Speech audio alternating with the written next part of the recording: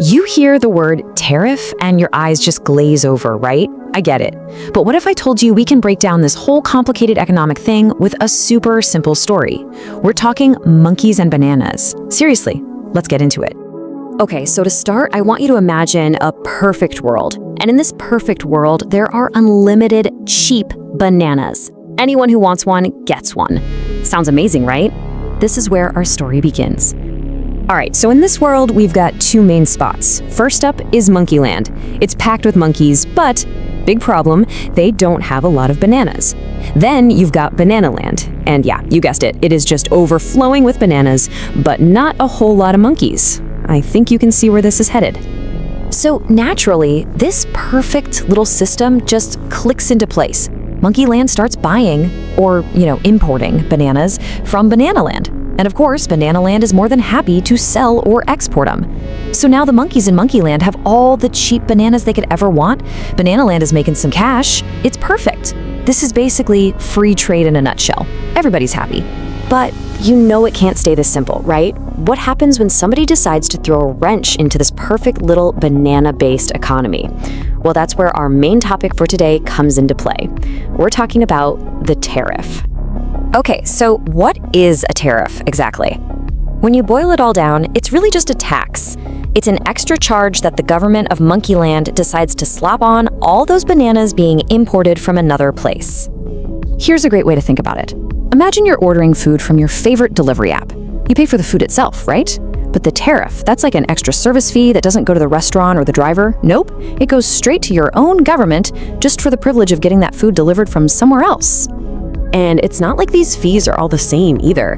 A tariff could be a set amount, like $1 per banana, or more often, it's a percentage of how much the banana costs. That's got a fancy name, an ad valorem tariff. And believe me, governments can get ridiculously specific with this stuff. They could literally charge different taxes for ripe bananas versus unripe ones. I mean, come on, even bananas can't escape the red tape.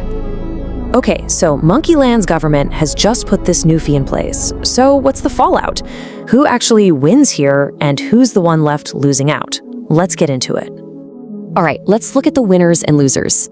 First off, the regular monkeys who just want to eat bananas, they lose. They're paying higher prices now. But the local banana growers in Monkeyland, they're actually pretty happy because now their competition from Banana Land is more expensive.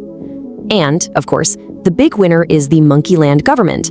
They're the ones collecting all this new tax revenue. So this whole thing puts the average monkey in a tough spot. What do? Do you pay more for those really good imported bananas you love? Or do you settle for the local ones, which, hey, are now the cheaper choice? But wait, the story doesn't stop there with just more expensive bananas. Because what do you think happens when Banana Land gets wind of this new tax and they don't like it? Well, yeah, things can get out of hand fast. So it all starts with one move. Monkeyland taxes the bananas. It's a pretty aggressive economic play, but it's just one move. But Banana Land isn't just going to sit back and take that, right? Of course not. They retaliate.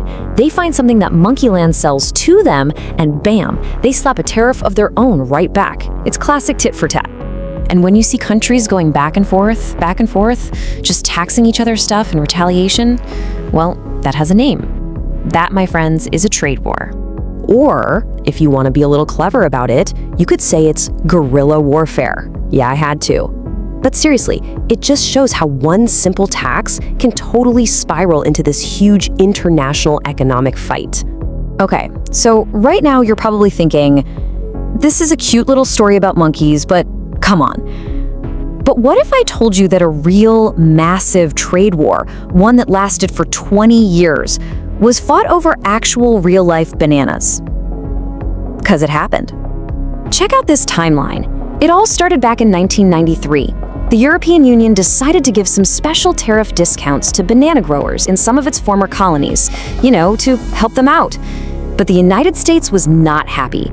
They argued this was unfair and hurt American companies in the banana business. So what did the US do?